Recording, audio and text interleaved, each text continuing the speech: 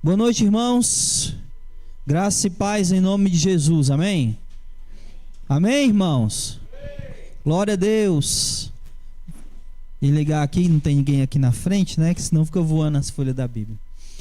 Vamos orar em nome de Jesus. Primeiro, abra suas Bíblias, né? Em 1 Tessalonicenses, capítulo 5. A gente vai iniciar aqui com oração. E iremos ver todo o capítulo 5. São 28 versículos, o último capítulo aqui de 1 Tessalonicenses. Então, a gente vai fazer daquele jeito, né? À medida que a gente for lendo, a gente vai explicando aqui o texto. Então, antes de mais nada, feche seus olhos e vamos orar ao Senhor. Amado Deus e Pai, graças te damos, Senhor. O Senhor tem sido misericordioso e bondoso com cada um de nós, e pedimos que o Senhor venha com a tua iluminação, a bênção, ó Deus, derramada pelo teu Santo Espírito para nos iluminar, para o nosso entendimento, ó Deus, uma vez iluminados pelo teu Espírito, possamos compreender a palavra do Senhor. A nossa oração é que o teu Espírito nos prepare para recebermos a tua palavra. Que o nosso coração seja preparado como uma terra fértil e a tua palavra, como semente, venha encontrar um solo fértil para que ela possa germinar. E tudo isso, Senhor, só é possível mediante ao teu Espírito Santo e bendito, preparando e iluminando o nosso coração e o nosso entendimento. Faz assim, ó Deus, com cada um de nós, porque nós cremos na tua bondade e misericórdia com a qual o Senhor tem agido, e rogamos para que essa iluminação seja mais uma bondade e misericórdia com a qual o Senhor age com os teus servos, os teus filhos.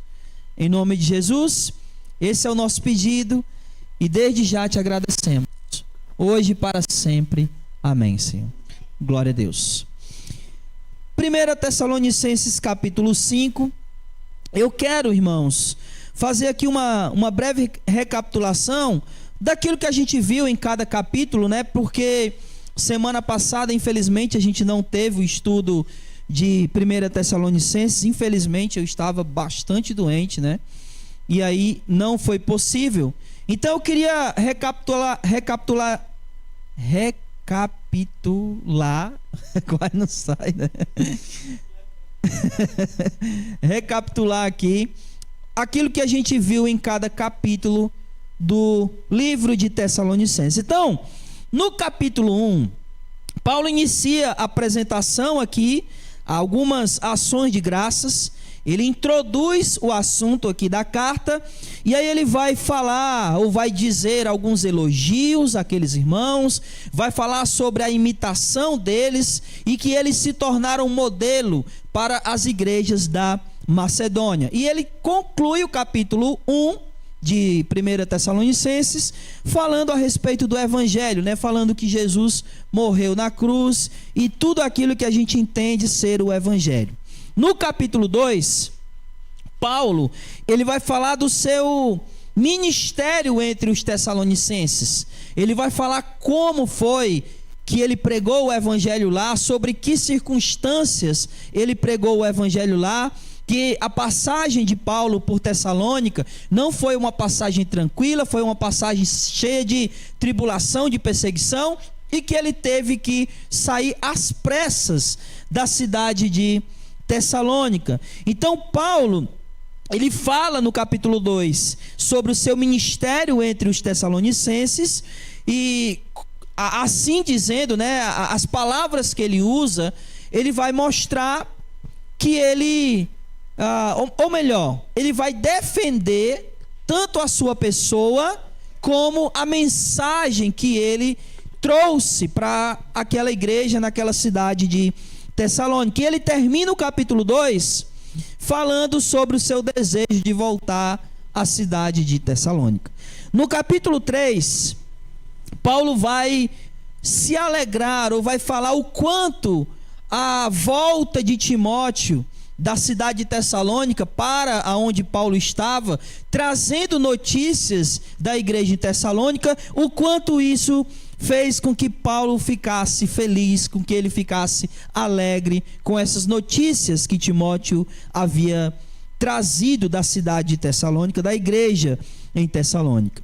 E na semana retrasada, no capítulo 4, nós vimos Paulo fazendo algumas exortações à santidade, dizendo que aqueles irmãos precisavam ser santos. Ele fala sobre o amor fraternal, ele fala sobre a questão do trabalho e ele fala sobre a ressurreição dos crentes em Cristo Jesus e também dessa vinda de Cristo Jesus. Então, resumindo, esses foram os assuntos que nós tratamos do capítulo 1 até o capítulo 4. No capítulo de hoje, que é o capítulo 5, Paulo, como ele termina o capítulo 4 falando da volta de Cristo, né?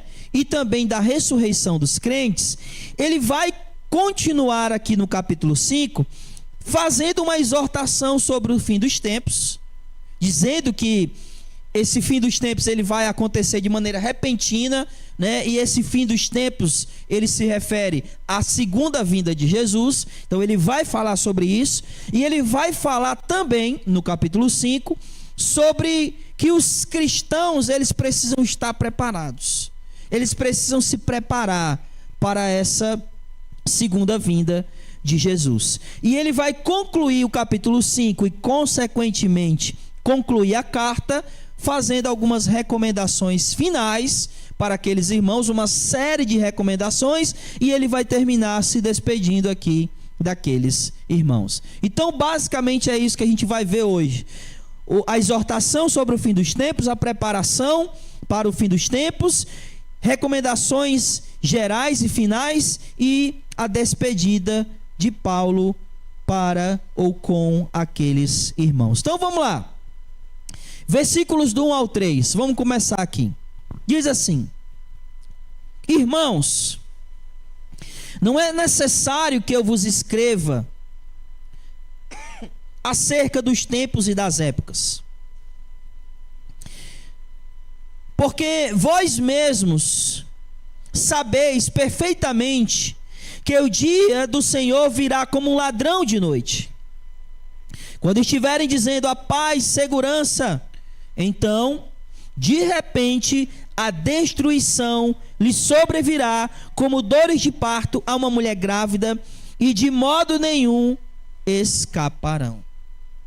Então, Paulo começa aqui dizendo uma coisa bem simples e que eles conheciam muito bem, né? Não é à toa que ele diz: olha, não é necessário que eu vos escreva, aí versículo 2, porque vós sabeis perfeitamente.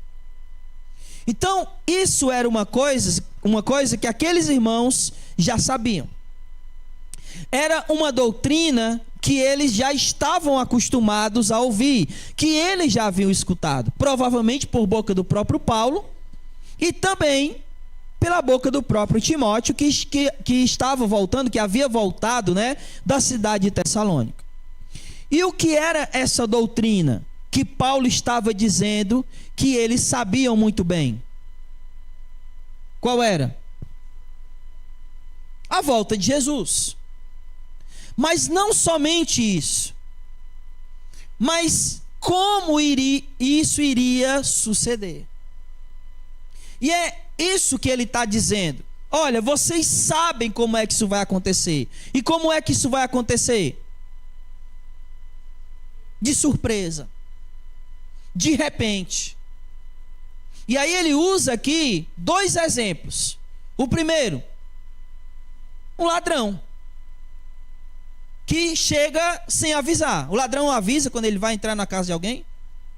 Ele liga, né? Manda uma mensagem no WhatsApp: ó, mensagem de áudio ainda: tô entrando aí, viu, na tua casa. Ele faz isso? Claro que não, né? E aí a outra figura que ele vai usar aqui é o quê? As dores de parto. Quem aí já, né, as irmãs que já engravidaram, sabe que a dor de parto, ela vem, não é? De repente. É ou não é? Principalmente de madrugada, né? Então a ideia que Paulo está passando para aqueles irmãos é que a volta de Cristo vai ser algo repentino. De repente. Só que tem uma coisa interessante aqui, nessas duas figuras que Paulo está trazendo, né? É que o ladrão que vem de repente, ele é algo que ninguém quer, não é? Você quer um ladrão entrando na sua casa? Claro que não, né? Mas no caso da mulher grávida, ele está dizendo, olha, também é de repente, porém, as dores são necessárias. E depois das dores, o que é que vem? O que é que vem depois das dores? O que vem, meus irmãos, depois da dor? Aquilo que vocês passaram 9 meses esperando. É ou não é? Então, as dores são necessárias para que aquilo que vocês tanto esperavam chegasse. Vocês conseguem perceber a analogia de Jesus aqui? Que as dores passadas, sofridas, enfrentadas por nós aqui, são necessárias para aquilo que a gente tanto espera, que é o quê? A volta dele aconteça. E isso vai acontecer de maneira repentina. Só que, preste atenção aqui no texto. Esses 3 versículos que Paulo está falando aqui, ele não está falando para cristãos. Como assim? Se ele escreveu para a igreja. O versículo 4 vai explicar melhor nisso. Mas antes da gente entrar no versículo 4, olha o que ele diz aqui, ó. Preste atenção. Versículo 3. Quando estiverem dizendo paz e segurança, então, de repente, a destruição lhes sobrevirá com dores de parto a uma mulher grávida, de modo que nenhum escaparão. É para crentes isso aqui que ele está falando? Não. Ele está falando para quem? Para aqueles que não crerem em Jesus. É como se ele estivesse dizendo, olha, quando eles estiverem vivendo a vida deles, né? Tá tudo tranquilo, estão se sentindo em paz, estão se sentindo tudo bem, estão fazendo e acontecendo do jeito que eles quiserem, e aí de repente Jesus volta e eles serão destruídos. E eles irão ser punidos para o fogo eterno. Porque assim como uma mulher grávida, assim como um ladrão vem de repente, eles irão sofrer as dores. Eles irão ser pegos de surpresa. Quando eles menos esperarem, olha o que ele está dizendo no versículo 3. Quando estiverem dizendo paz e segurança, está tudo bem. Está tudo tranquilo. Não é? Esse Jesus aí, que os cristãos estão dizendo que vai voltar, besteira. Nós estamos aqui vivendo a nossa vida do jeito que a gente quer mesmo e pronto. E nada nos aconteceu até agora. 2000 anos estão dizendo que esse Jesus volta e ele nunca voltou. Eu vou viver minha vida do meu jeito aqui, porque está tudo bem mesmo, está tudo tranquilo. Esse negócio de céu, de inferno nem existe. Você já ouviu isso? Hã? E aí o que Paulo está dizendo? Quando eles menos esperarem, de repente, vamos ler de novo versículo 3. Quando estiverem dizendo paz e segurança, então de repente a destruição lhes sobrevirá como dores de parto a uma mulher grávida. De modo nenhum escaparão. Em outras palavras, a condenação deles é inevitável. De modo nenhum escaparão. É inevitável que eles não venham ser condenados. E por que isso? Porque eles estão vivendo suas vidas no pecado. Paulo está dizendo isso aqui por causa de uma coisa que a gente vem falando todo o livro.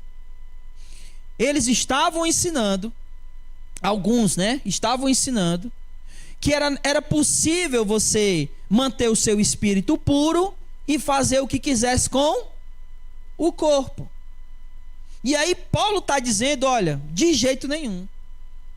Quando eles menos esperarem, dizer, não, nós estamos seguros, está tudo tranquilo. Jesus voltará e eles serão condenados. Por quê? Porque eles estão vivendo no pecado.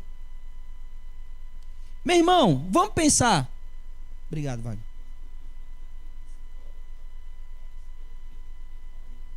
O quê? Que vamos pensar. Vamos pensar aqui. Há 20 anos atrás, nós, os cristãos, nós escutávamos coisas, aliás, a gente ouvia que determinadas coisas eram pecado. E a gente fazia de tudo para não fazer essas coisas. Mas, hoje, 20 anos depois, coisas que algumas pessoas diziam que eram pecado, hoje elas estão dizendo ao contrário? Sim ou não? Vou repetir. Coisas que há 20 anos atrás a gente ouvia que era pecado, hoje as pessoas estão dizendo que não é mais pecado? Sim ou não? Cite uma.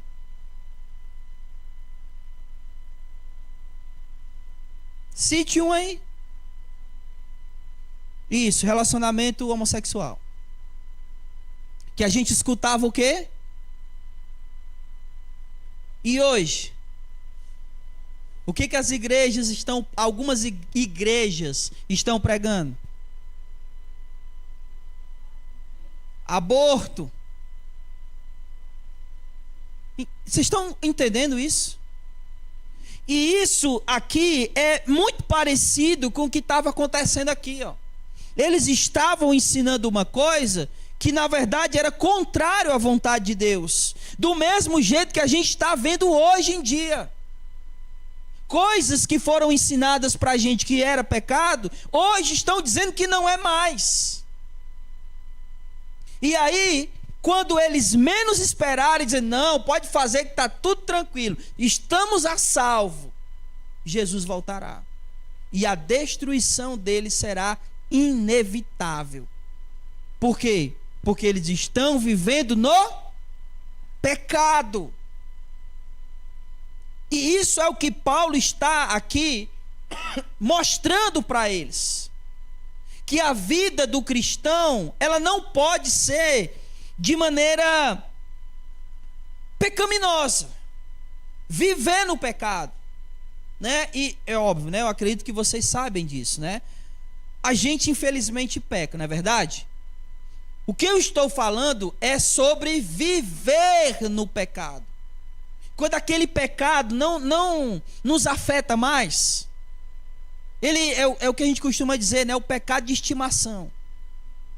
Que você já está tão acostumado a praticar ele, que ele já não te dói. Ele já não te atinge, já não pesa na tua consciência. E aí você, não, mas tô tudo bem. Está tranquilo. Eu só faço isso. É a única coisa que eu faço. Deus entende. Deus entende que tu está vivendo no pecado. E é isso que Paulo está tentando passar para eles. Então, aqui, nesses 3 primeiros versículos, Paulo não está falando para os cristãos. Ele está falando para aqueles que não creram e não permaneceram na doutrina original que foi pregada e ensinada para eles. Ou para aqueles que estão ensinando outras coisas. Só que a partir do versículo 4, Paulo vai mudar o foco. Se do versículo 1 ao 3 ele está falando para esse povo, para esses que não são cristãos, ou para aqueles que, se dizendo cristão, estavam vivendo no pecado, agora ele muda para os cristãos. Agora ele direciona para os cristãos. Versículo 4. Mas vós, irmãos, está vendo? Agora ele está falando da igreja. Antes era para aqueles que iriam ser destruídos, iriam ser condenados por estarem vivendo no pecado. Versículo 4. Mas vós, irmãos, não estáis nas trevas, de modo que aquele dia vos surpreenda como um ladrão. Estão vendo aqui? O dia do Senhor, olha o que Paulo está dizendo aqui. O dia do Senhor só vai pegar de surpresa como um ladrão a quem? Aqueles que estiverem vivendo no pecado. Esses serão pegos de surpresa, porque esses estão vivendo no pecado. Mas quanto a vós, irmãos, quanto a vós não, vocês não vão ser pegos de surpresa. Por que não? Porque não estão vivendo no pecado. Porque estão vivendo na espera, na expectativa. Como vivem, por exemplo, voltando à imagem da mulher grávida, né? A gente não sabe a hora que a mulher grávida, isso eu estou falando de algo natural, não aqueles que hoje em dia você já marca, né? Você pode até marcar o dia para fazer a cesárea, né? Mas eu estou falando de algo natural, que o corpo já vai lá e diz, olha, essa criança já não é mais para estar aqui, ela tem que sair. O corpo mesmo diz, né? Então, a gente não sabe de maneira natural qual vai ser o dia.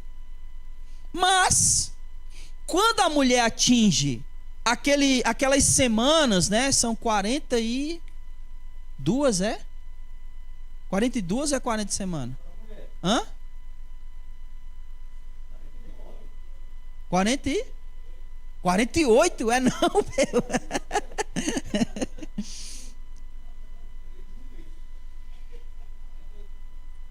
Não, é 40, né não? Bom, enfim.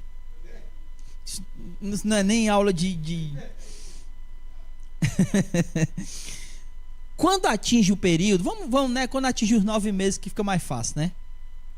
Quando atinge os 9 meses, a gente não sabe o dia, mas a gente fica na expectativa. Por quê? Porque a qualquer hora pode acontecer. Não é assim? Esse é o sentido aqui. Nós sabemos o dia da volta de Jesus? Não. Mas a qualquer hora pode acontecer. Então, quando chega perto daquelas semanas ali que a mulher está grávida, você já deixa as coisas tudo preparado, não deixa? Aquela bolsinha já para levar para a maternidade, não é não? É a mesma coisa, irmãos. É a mesma coisa, nós estamos na expectativa da volta do Senhor. E, portanto, nós precisamos nos preparar. Porque a qualquer hora Ele volta. E é por isso que Ele está dizendo isso aqui, ó, versículo 4. Mas vocês, irmãos, não estáis nas trevas. Porque só aqueles que estão vivendo nas trevas é que não estão se preparando. Mas por causa disso, né? Ou seja, por vocês não estar vivendo nas trevas, de modo nenhum aquele dia vos surpreenda como um ladrão. Ele não vai surpreender, pelo contrário, a gente está na expectativa. A gente está na espera. E por mais que a gente não saiba o dia, mas nós estamos esperando a qualquer hora. E por isso, olha só o que Paulo está dizendo, ó. Por causa da expectativa, presta atenção. Por causa da expectativa, a gente não anda nas trevas. Estão entendendo isso? Se Jesus vai voltar e essa é nossa expectativa, então nós não vivemos nas trevas. Vamos ler de novo com esse pensamento, versículo 4. Mas vós, irmãos, não estáis nas trevas, de modo que aquele dia vos surpreenda como um ladrão. Não iremos nos surpreender, porque não estamos vivendo nas trevas. Agora, em contrapartida, né? Aqueles que vivem nas trevas, vai acontecer o que com eles? Além de ser pego de surpresa, vai acontecer o quê? Serão condenados. Vão se livrar disso? Não. Porque é inevitável. Inevitável. Olha o final do versículo 3. De modo nenhum escaparão. Eu quero que você preste atenção nisso. Porque Paulo está sendo bem claro em três coisas aqui. A primeira, o Senhor vai voltar de repente. A segunda, quem estiver nas trevas, inevitavelmente vai ser condenado, não vai escapar. E três,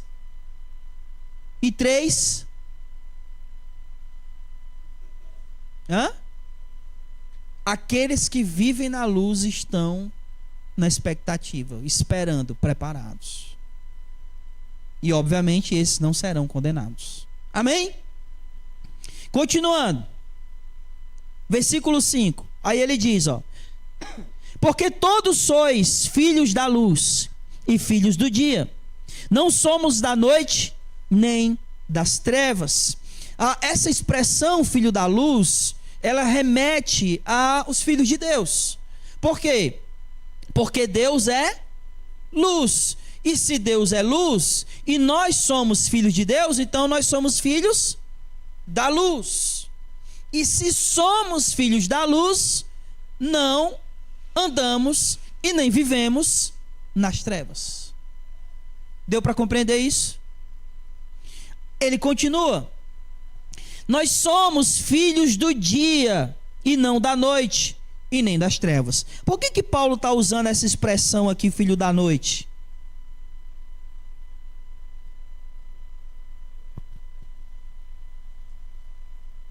O que ele está falando aqui é algo que é o seguinte. Óbvio, né? Quando ele fala filho da noite, ele está fazendo em contrapartida, ele está em oposição aos filhos do dia. Mas a grande questão aqui, e ele vai até falar no versículo posterior, versículo 6 e 7, mas a grande questão aqui é o seguinte: se você quer fazer o mal de maneira que ninguém veja, você vai fazer de dia ou de noite? Essa é a questão. A ideia que Paulo está falando aqui é que aqueles que são maus são aqueles que andam nas trevas e, portanto, à noite, que é o horário, o momento que todos aqueles que andam nas trevas preferem, porque está de noite, está escuro e ninguém vê. Essa é a ideia. Só que os filhos da luz, eles são filhos do dia, ou seja, as ações deles, não tem nada do que esconder. Vocês estão entendendo o que Paulo está querendo dizer aqui? Os filhos da luz não têm o que esconder. Por isso eles são filhos do dia. Porque as ações deles são vistas e não precisam ser escondidas. Eles não precisam ocultar as suas ações. Por isso ele está dizendo que são filhos do dia. Porque as ações deles são as ações de qualquer pessoa. Como, por exemplo, a maioria das pessoas trabalha em que horário? De dia, a maioria, né? E por quê? Porque os trabalhos dela, os trabalhos, né, na sua grande maioria, tem que ser em oculto.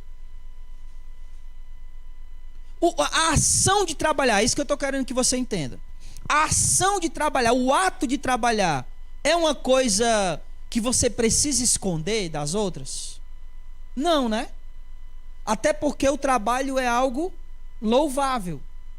A maioria de nós não gosta de ser pego sem fazer nada, não é? Você está sem fazer nada e alguém de repente chega e você está sem fazer nada. Ninguém gosta disso, porque na verdade a gente gosta de ser ocupado, né? Uma das frases que a gente mais gosta de usar é o quê? Não. A frase que a gente mais gosta de usar é: eu não tenho tempo. Né ou não é? E a gente usa muito isso como desculpa para não fazer outras coisas, especialmente as coisas de Deus. Mas o que eu estou querendo dizer é que o trabalho, ele não é uma atitude que a gente quer esconder. Em contrapartida, toda atitude que a gente sabe que é errada, o que a gente faz? A gente esconde. E nada melhor para esconder do que a noite, do que as trevas. Essa é a questão de Paulo aqui. Nós não somos filhos das trevas. Nós somos filhos da luz e do dia. Nós não temos o que esconder. E se temos o que esconder, então a gente está agindo como filho das trevas e não como os filhos da luz. A conta é bem simples. As nossas ações, elas podem ser feitas na frente de todo mundo? Se a resposta for sim, estamos sendo filhos da luz. Mas se alguma coisa que a gente está fazendo, a gente precisa esconder para que ninguém veja, então essas ações são das trevas. Amém? Estou fazendo algo escondido. Das trevas. Versículo 6. Portanto, não durmamos como os demais, mas estejamos atentos e sejamos sóbrios. Em outras palavras, não dormir significa o quê? Vigiar. Vigiar. É o que Jesus falou para os discípulos lá no Getsêmani: vigiai e orai. Então a ideia aqui é que para essas coisas nós não podemos dormir. Precisamos estar atentos para a questão do pecado e especialmente para a volta de Jesus, porque nós somos filhos da luz. Então, não durmamos. Olha só, não durmamos como os demais. Que demais? Não durmamos como os demais, não durmamos como os outros. Que outros? Que demais? Os filhos das trevas. Porque são os filhos das trevas que não estão esperando a volta de Jesus. Lembra? A gente viu isso, lá no versículo 2, aliás, no versículo 3, quando eles dizem: olha, estamos em paz e em segurança. Eles não estão esperando. Então nós não podemos estar como eles, dormindo, sem ter a expectativa, mas estejamos atentos e sejamos sóbrios. O que é ser sóbrio, irmãos? O que é ser sóbrio?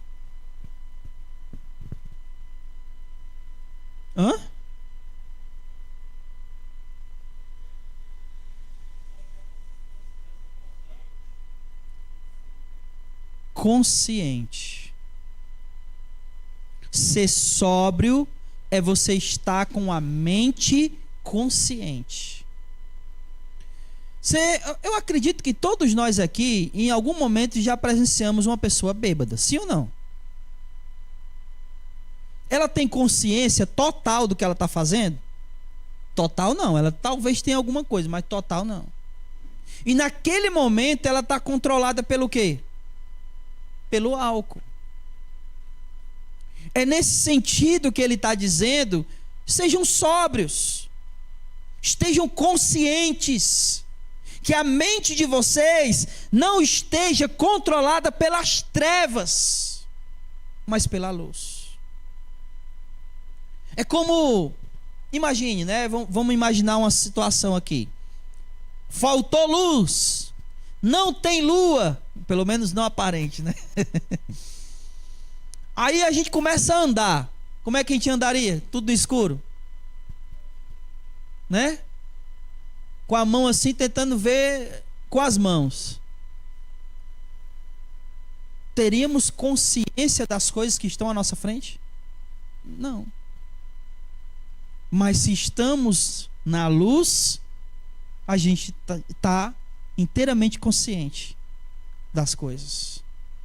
Sejam sóbrios, compreendam, estejam atentos, conscientes, andem na luz. Andem na luz e não nas trevas. Versículo 7. Porque os que dormem, dormem à noite. Os que se embriagam, embriagam-se de noite. E essa aqui é uma ideia, né? Que eu até já falei, que as coisas que são ruins são feitas à noite, né? Ele usa a expressão aqui, os que se embriagam, embriagam à noite. Vocês lembram quando o Espírito Santo, lá em Atos capítulo 2, ele desce sobre os discípulos? Eu lembro disso. Aí as pessoas começaram a dizer que eles estavam como? Aí o que Pedro diz? Isso, como é que eles não estão bêbados? Porque essa é apenas 9 horas da manhã. Ou seja, ninguém se embriaga de manhã. Essa era a ideia. Porque o horário de beber é à noite. Essa é a mesma ideia que Paulo está trazendo aqui. Os que se embriagam à noite. É a ideia das trevas, das ações que precisam ser ocultadas e por isso feitas à noite. Os que dormem, dormem à noite. Os que se embriagam à noite. As trevas, ou as ações das trevas, são à noite, ou seja, as ocultas, as não à vista, né? Versículo 8.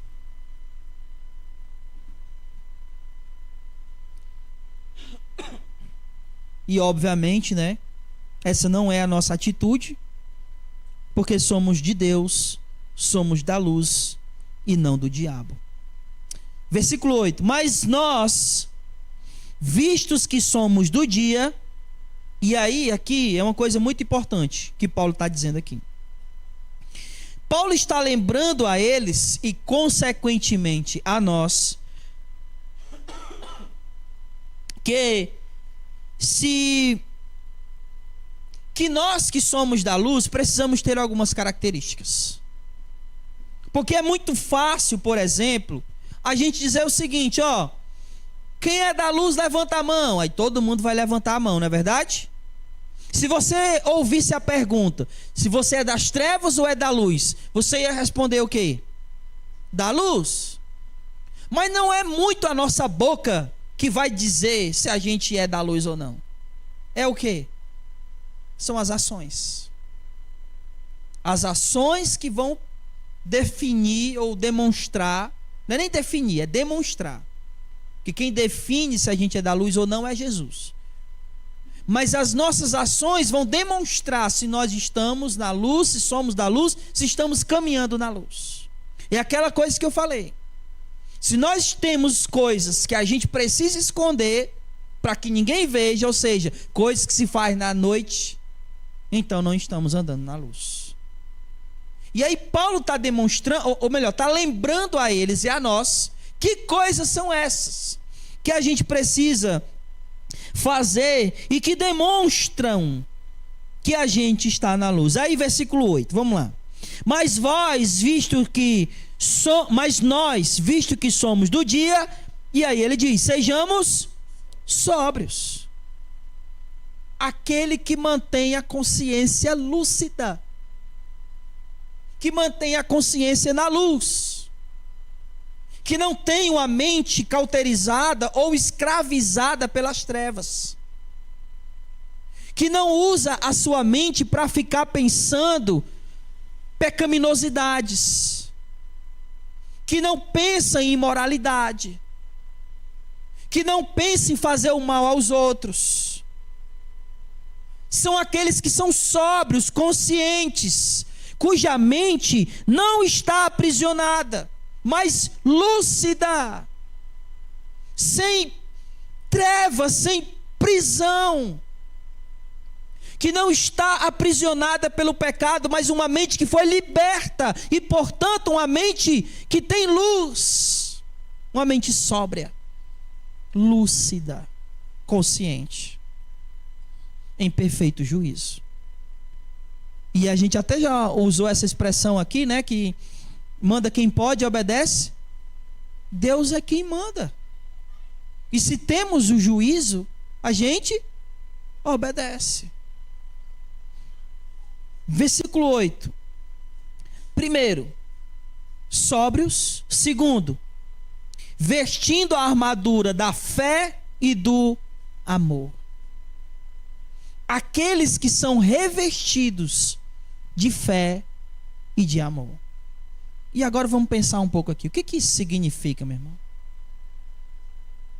O que significa ser revestido de fé e de amor? Hã?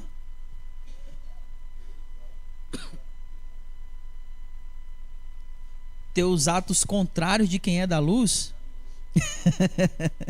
Da noite, assim, verdade. Ter os atos contrários de quem é da noite.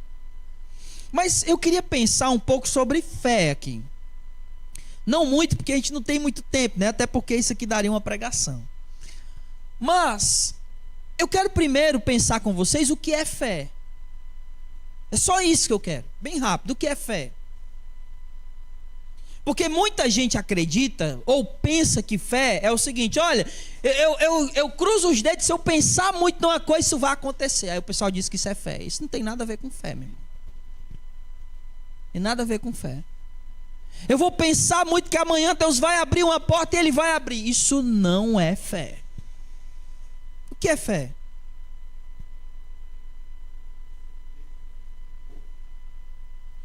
Certo, mas, por exemplo, eu não estou vendo a porta aberta amanhã. E se eu crer muito que ela vai abrir, isso é fé? Não.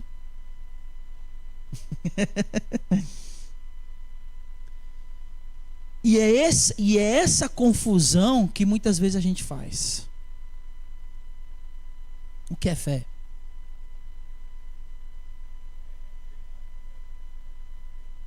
Exatamente. A grande questão é que Deus promete pra gente portas abertas?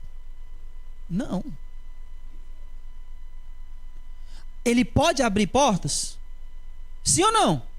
Sim, mas ele promete isso? Não. Então quando ele faz porque ele é generoso, bondoso, misericordioso. Então quais são as promessas de Deus que nós temos que crer?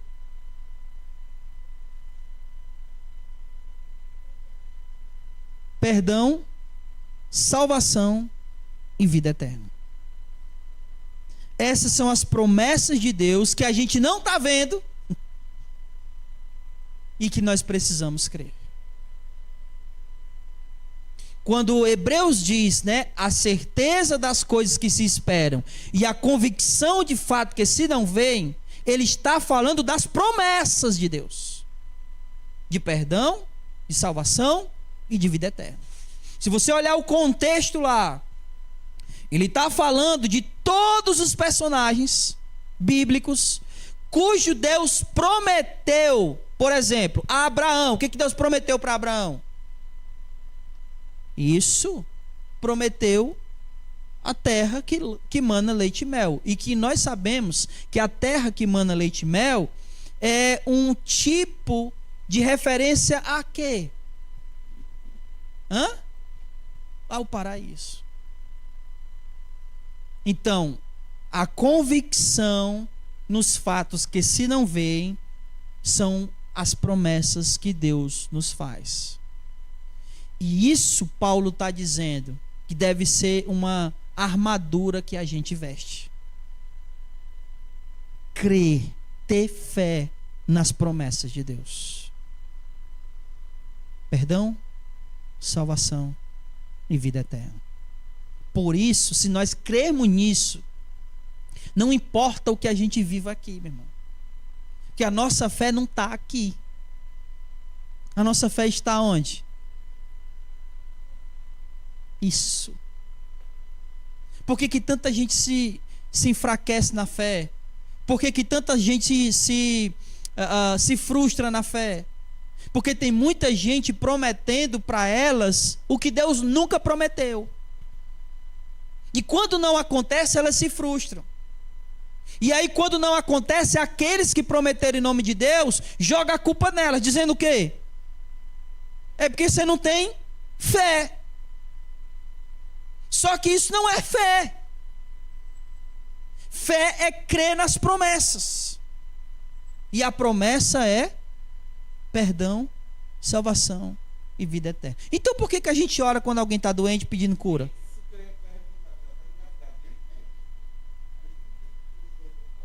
Porque Deus é misericordioso e Ele pode fazer.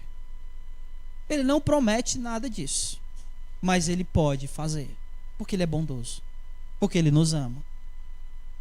Mas Ele não prometeu nada disso para nós. Se isso fosse uma promessa, Paulo teria sido atendido, não é isso? Orei 3 vezes, pedindo o quê? Para tirar o espinho na carne. Aí o que ele diz? O que Deus disse para Paulo? A minha graça te basta. Ponto. Quando Deus age e cura, Ele faz por bondade, por misericórdia. Não porque Ele prometeu, porque Ele nunca prometeu isso. Sim. Fé que Deus é bondoso e misericordioso. E que Ele pode fazer. Isso. Isso.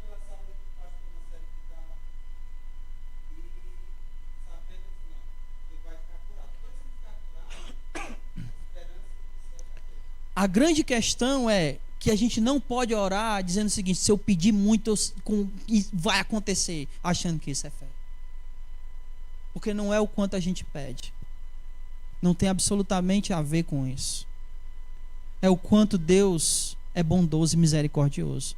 E se isso está dentro dos planos dele ou não. Porque se não tiver, meu irmão, porque a gente às vezes enxerga, a gente é muito, é por isso que é tão interessante, é tão importante a gente falar sobre fé aqui, nesse momento. Porque a nossa vista é imediatista. Imagine o seguinte: uma pessoa está doente, né? Um crente, estou falando de um crente, cristão.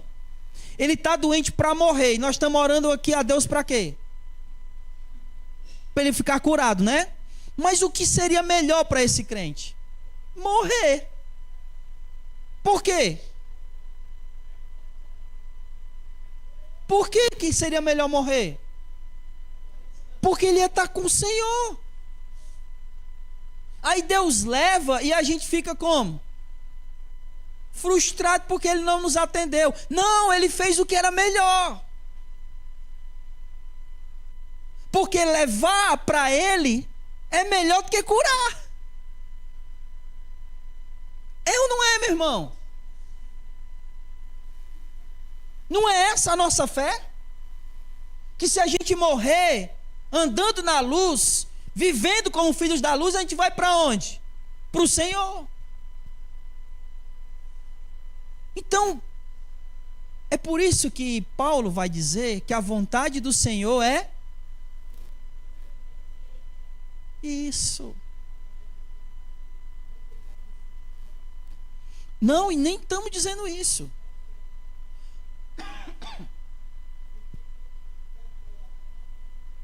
E Paulo vai dizer isso daqui a pouco. A gente nem chegou lá e eu vou acelerar agora porque já é 8 horas.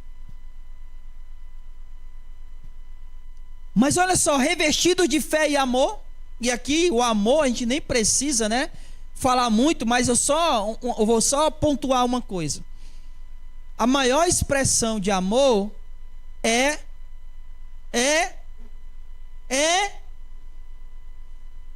a maior expressão de amor entre nós é ajudar uns aos outros na dificuldade. Diz, Rebeca. Fala, meu Deus, é mesmo? Aquele relógio tá errado, né? Me baseando no relógio errado, ó.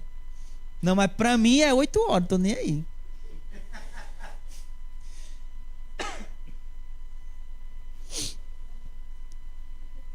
Vamos lá, versículo 9.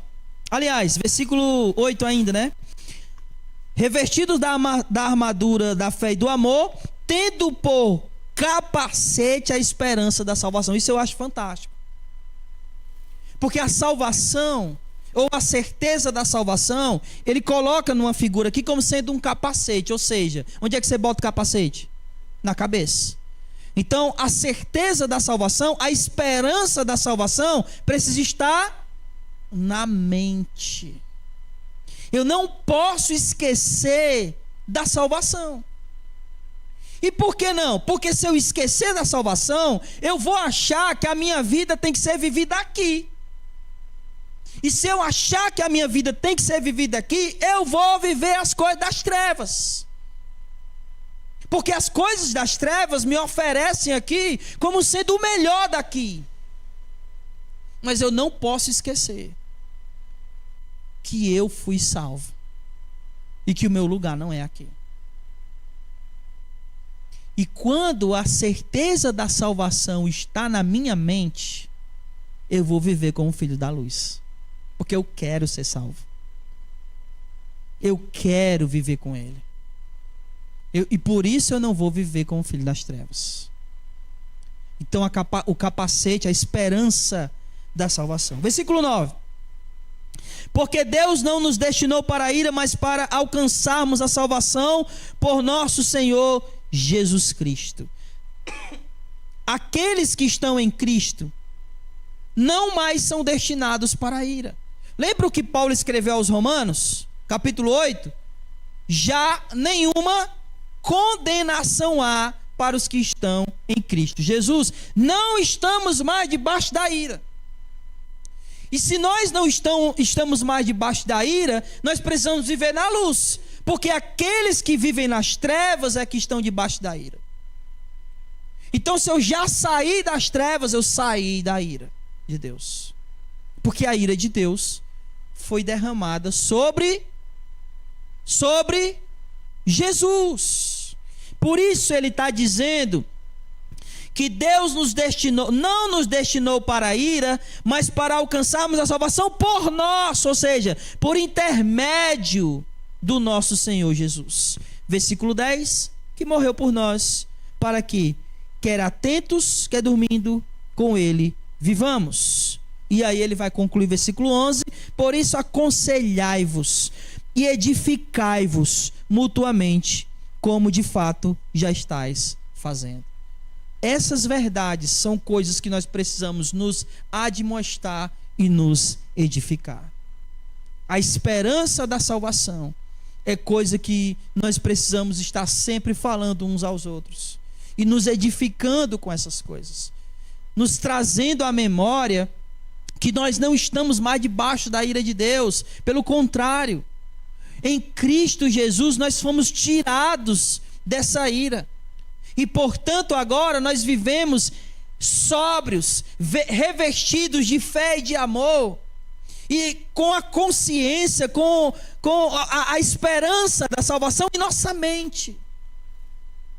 Porque fomos salvos em Jesus da ira de Deus. Versículo 12. E agora, a partir do versículo 12, Paulo ele vai trazer as últimas exortações, as últimas recomendações aqui para a igreja. mas especialmente dos versículos 12 ao 14, aliás, do 12 ao 15, Paulo está falando para a igreja, não de modo geral, mas a igreja no sentido mais de congregação. E olha o que ele diz, ó, versículo 12: irmãos, pedimos que deis o devido respeito aos que trabalham entre vós, que vos presidem no Senhor e vos aconselham, e os tenha em grande estima e amor, por causa do trabalho que realiza. Tende paz entre vocês. Em outras palavras, Paulo está dizendo o seguinte: uma igreja saudável é uma igreja que respeita os seus líderes, que respeita aqueles que os direciona. Por isso que ele está usando aqui a palavra presidem. Aqueles que dirigem, que direcionam vocês. Aqueles que vos ensinam, que vos exortam, que vos aconselham, que vos admoestam. Tenham eles em estima, em respeito. Versículo 13. Por causa do trabalho que realizam, entendendo o trabalho que eles realizam. E esse trabalho é um trabalho pesado, é um fardo pesado. E é por isso que precisam ser estimados, amados. Que a igreja precisa se submeter a eles. E aí uma ressalva aqui, né? Se submeter aos líderes até enquanto eles estiverem ensinando a Escritura. Quando esses líderes deixarem de ensinar a Escritura, a igreja não deve se submeter a eles, porque eles mesmos já se desviaram. Mas enquanto eles estiverem se mantendo fiéis ao Senhor e à palavra do Senhor, a igreja precisa estimá-los, amá-los, se submeterem a eles. E por quê? Porque o trabalho é pesado. O fardo não é leve. E aí Paulo vai falar um pouco aqui dos versículos 14 e 15, um pouco desse trabalho. Olha só: irmãos, nós também vos exortamos a aconselhar os indisciplinados, consolar os desanimados, amparar os fracos e ter paciência com todos. Você já exortou alguém em pecado? Sim ou não? É fácil? Não é, irmãos. E é por isso que Paulo está dizendo aqui nos versículos anteriores: irmãos, estimem aqueles que vos exortam, se submetam a eles, porque o trabalho é pesado. Ou seja, não torne um trabalho pesado mais pesado. Quando você for repreendido por estar fazendo o que é errado, aceite, se submeta. Porque esse trabalho já é pesado, não torne ele mais pesado do que já é. É o que o autor aos Hebreus, e eu peço até que você abra lá, Hebreus 13, 17. Só ir para frente aí você vai chegar em Hebreus.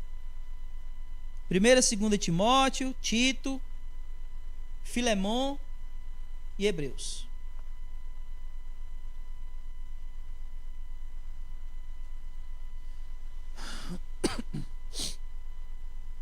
Amém?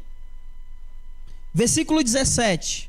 Hebreus 13, capítulo 13, versículo 17. Olha só: obedecei a vossos líderes, sendo-lhes submisso, pois eles estão cuidando de vós, como quem há de prestar contas, para que o façam com alegria e não gemendo, pois isso não vos seria útil.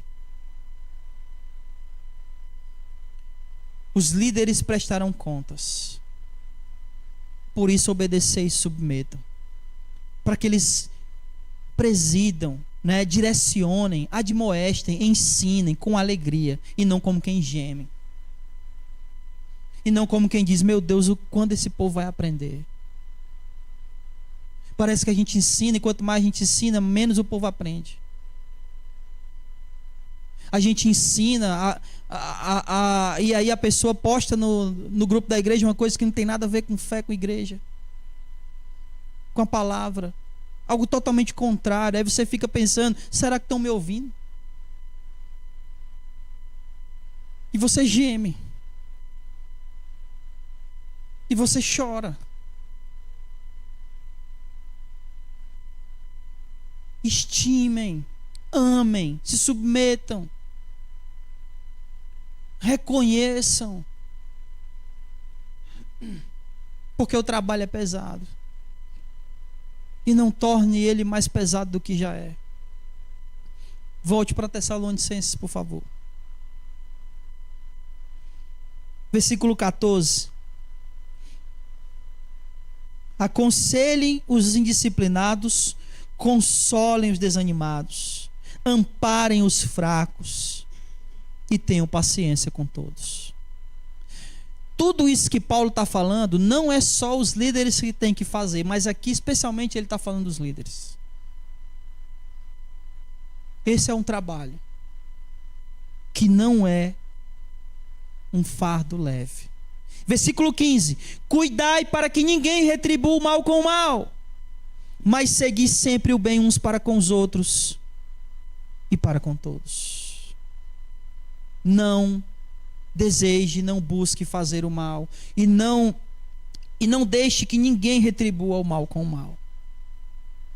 Esse é um trabalho, é um fardo pesado. Dos versículos 16 em diante, Paulo vai trazer uma série de recomendações finais aqui, bem rápidas. Ele diz: olha, primeiro, alegrai-vos sempre. E é interessante porque quem está sempre feliz?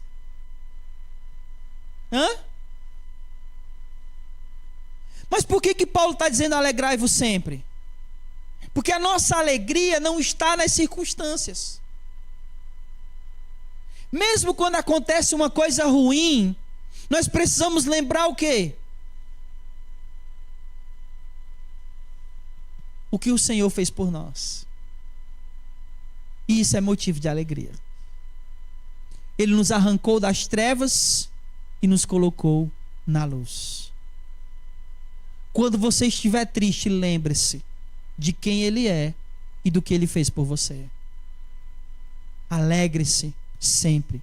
Versículo 17: orai sem cessar. E aí entra naquilo que o pai estava falando, né? Então nós não vamos deixar de orar. Óbvio que a oração é algo constante na vida do cristão. Constante. E o orar sem cessar aqui, Paulo está falando, creio eu, né, de uma vida de oração. Paulo não está falando daquele, né, que às vezes acontece, e é até bom que aconteça. Por exemplo, você está em casa e está fazendo alguma coisa e está falando com Deus. Você já fez isso? Sim ou não? Mas não é disso que Paulo está falando. Isso é bom que se faça. Mas o que Paulo está dizendo, orar sem cessar, é: para tudo e ora. Para tudo, porque aquele momento é o seu momento entre você e Deus. Nunca pare de fazer isso, nunca cesse de fazer isso. Ore assim, sem cessar, constantemente. Essa é a oração sem cessar que eu creio que Paulo está falando aqui. Versículo 18: sede grato por todas as coisas. Em outras versões, né? Em tudo dai graças. E por que eu tenho que ser grato a tudo? Versículo 18: porque essa é a vontade de Deus em Cristo Jesus para vocês. Sejam gratos. Não sejam pessoas ingratas. A gente costuma reclamar mais daquilo que a gente não tem, do que ser grato pelo que tem. Já parou para pensar nisso? A gente reclama mais pelo que não tem do que agradece pelo que tem.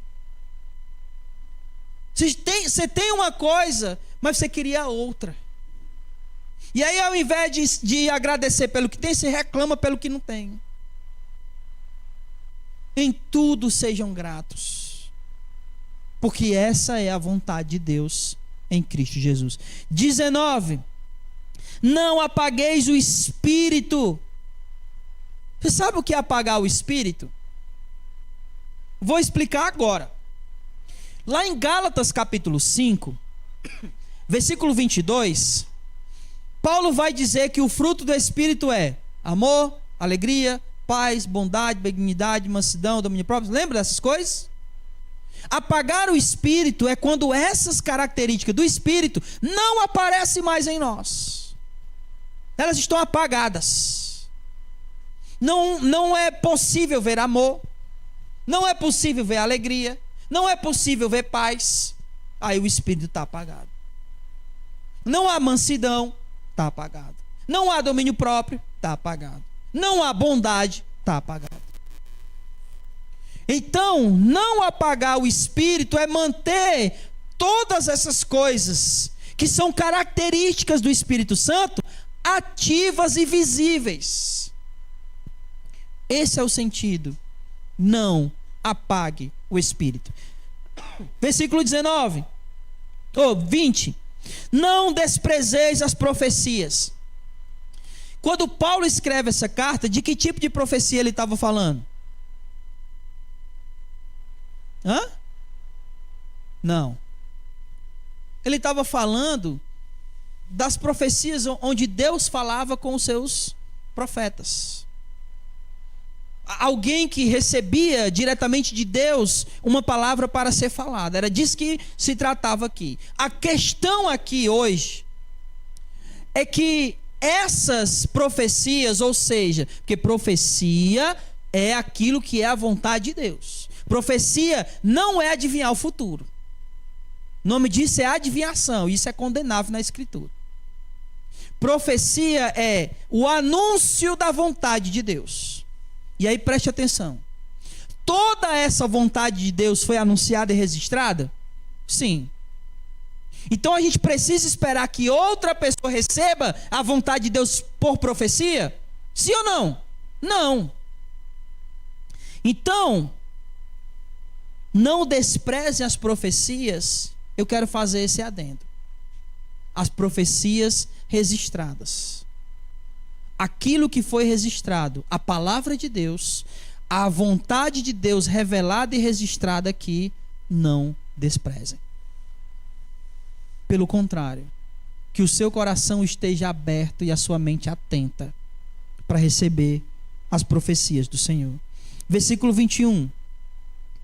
Examinai tudo, e aqui, esse examinar, eu gosto mais da versão da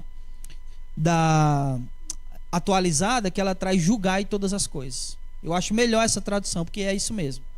O que Paulo está mandando aqui é julguem tudo. Julguem, pode julgar. Julguem, pode julgar tudo. Obviamente ele não está mandando condenar ninguém, ele está mandando julgar as coisas. Julguem tudo. Se é de Deus, se não é de Deus, se é igreja, se não é igreja, julguem. Pode julgar. E aí ele diz, julguem tudo, retenha, absorva o que é bom e aquilo que é mal você descarta. Olha só, vamos ler. Versículo 21. Examinai tudo, conservai o que é bom. 22. Evitai tudo o que é mal. Julguem tudo. Absorvam tudo que é bom. E o que é mal, joguem fora. Essa história do não julgueis não existe. Pelo menos não como as pessoas ensinam. O cristão precisa julgar todas as coisas para saber se é bom ou se é ruim. Obviamente, esse julgamento não é um julgamento mediante o que eu acho, mas é mediante ao que a palavra de Deus diz. Então, se alguém tem uma prática e a palavra de Deus diz outra, nós precisamos julgar e dizer, essa prática não vem de Deus. E rejeitar, porque não é do Senhor. É mal. Ele conclui, versículo 23. O próprio Deus de paz vos santifique completamente, espírito, alma e corpo. E aqui é a pá de cal, né, por assim dizer, para todos aqueles que estavam ensinando que você pode manter o espírito puro e fazer o que quiser com o corpo. Ele está dizendo o quê? Mantenha completamente, mantenha-se completamente santo. Em quê? Corpo, alma e espírito. Mantenham-se santificados completamente. Versículo 23. Sejam mantidos plenamente irrepreensíveis para a vinda de nosso Senhor Jesus. Quem vos chamou é fiel e ele também o fará. E aí, concluindo, irmãos, orai por nós. Quem era Paulo para eles? Aquele que pregou o evangelho, aquele que ensinou a verdade. Então ele está dizendo: orem por aqueles que pregam o evangelho para vocês. Orem por aqueles que já pregaram o evangelho para vocês. Versículo 26. Cumprimentai todos os irmãos com ósculo santo. A ideia aqui, né, o ósculo, né, que algumas versões traduziu para beijo, era a maneira como eles se cumprimentavam na época. Mas a ideia é que o princípio é o seguinte: vocês precisam se cumprimentar a todos. Todos precisam se cumprimentar. Todos. Ninguém pode ficar de fora. E aí, para concluir, eu vos suplico, versículo 27, pelo Senhor, que esta carta seja lida a todos os irmãos. Em outras palavras, a escritura sagrada, porque essa carta aqui é uma escritura sagrada, precisa ser lida de maneira pública na igreja. E é isso que a gente sempre faz. Todas as vezes que a gente prega a palavra, ela é lida de maneira pública. A palavra de Deus precisa ser conhecida de maneira pública na igreja. E para concluir, a saudação final, a despedida dele é: a graça do Senhor Jesus Cristo, esteja convosco. Amém. 6 coisas aqui, irmãos, que a gente aprendeu. Bem rapidinho, porque o tempo já está avançado. Primeiro, a condenação, a destruição é inevitável para todos aqueles que vivem nas trevas e não creem no Senhor. Lembrem-se disso. Preste atenção. Viver nas trevas leva à condenação. Paulo é bem taxativo aqui. 2. Somos filhos da luz e do dia, e por isso não vivemos na prática do pecado. Aqueles que são filhos da luz andam de dia, vivem na prática da luz. 3. Somos filhos do dia e filhos da luz, e por isso não temos o que esconder. Nossas práticas são visíveis. Não temos, como filho da luz, práticas que queremos esconder. Pelo contrário, nossas práticas são visíveis e notórias de pessoas que são filhos da luz. 4. Sejamos sóbrios, revestidos de fé e amor, tendo sempre em mente a esperança da salvação, pois em Cristo Jesus, nós fomos destinados para a salvação e vida eterna. 5. Uma igreja saudável honra e se submete aos seus líderes. E por último, alegrem-se, orem, sejam gratos, julguem, absorvam o bem, rejeitem o mal, mantenham-se em santidade até a volta de Jesus, cumprimentem uns aos outros, orem por aqueles que os lideram e leiam a Bíblia publicamente com a igreja. Porque essa é a vontade de Deus para as nossas vidas. Amém? Que a graça do Senhor Jesus Cristo esteja com todos nós. Na próxima quarta-feira, iremos iniciar 2 Tessalonicenses, e aí Se Deus nos permitir, nós vamos ver os 2 capítulos, né? Porque senão a gente se atrasa, né? Já que não teve na semana passada. Então, na semana que vem nós vamos ver os 2 capítulos. Wagner, já que tu está bem aqui, faz a oração final. Vamos ficar de pé. Maravilhoso Deus e eterno Pai. Ô Senhor Deus, como é bom ouvir da Tua palavra e nos alimentar dia após dia. Que cada dia, Senhor Deus, a Tua palavra ela seja luz em nossas vidas. Ajudando-nos, Senhor Deus, nos fortalecendo, Senhor, para que em todos os momentos possamos fugir do mal. Possamos, Senhor Deus, nos encher daquilo que vem de Ti. Nos amar, nos proteger, nos guiar, Senhor Deus, uns aos outros. Aprendendo todos os dias, Senhor Deus, que somos luz. Que temos que andar, Senhor Deus, contigo. Almejando, Senhor Deus, aquilo que um dia, na Tua vontade, no Teu querer, acontecerá, Senhor Deus. Que a Tua vinda, Senhor Deus, a esse local, para nos resgatar, para nos levar, Senhor Deus, para estar juntos contigo. Assim, Senhor Deus, de acordo com o que foi lido hoje aqui, Senhor Deus, explicado, que a Tua palavra, Senhor Deus, ela possa também nos alimentar e que nós possamos, dia após dia, Senhor Deus, ser gratos por isso, Senhor Deus, por aqueles que nos ensinam, por aqueles, Senhor Deus, que nos abençoa, Senhor Deus, com a Tua palavra, nos fortalecendo. Te agradecemos, Senhor Deus, por essa noite. Te agradecemos, Senhor Deus, por ter a oportunidade de conhecer da Tua palavra, Senhor Deus, nesses livros, Senhor Deus, que estão escritos e aqui, Senhor Deus, anunciados aos nossos ouvidos. Te agradecemos por tudo. Leva-nos em paz para os nossos lares. Aqueles que não estão aqui, Senhor Deus, ou que não puderam vir a esse local, que o Senhor os abençoe, que o Senhor os proteja, que o Senhor Deus os ilumine, Senhor Deus, sempre. Te agradecemos por tudo, não só hoje, mas para todo sempre, em nome do Senhor Jesus Cristo. Amém.